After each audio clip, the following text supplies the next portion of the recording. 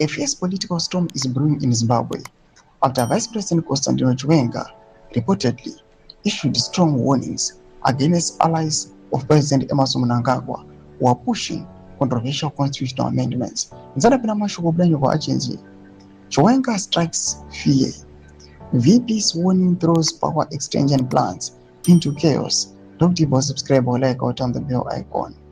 Tibina about truth. Unposted VP Constantino Chiwenga and Mulkono Branyara Chiti.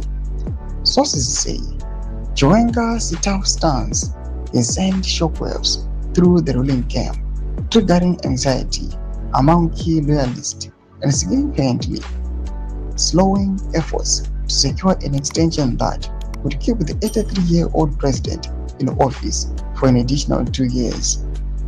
The proposed changes have already sparked heated debate, with the critics arguing that altering constitutional provisions would undermine democratic principles and fuel political tensions.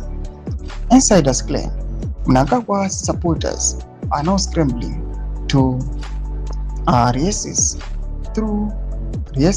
their strategy amid fears of growing resistance from within the establishment itself.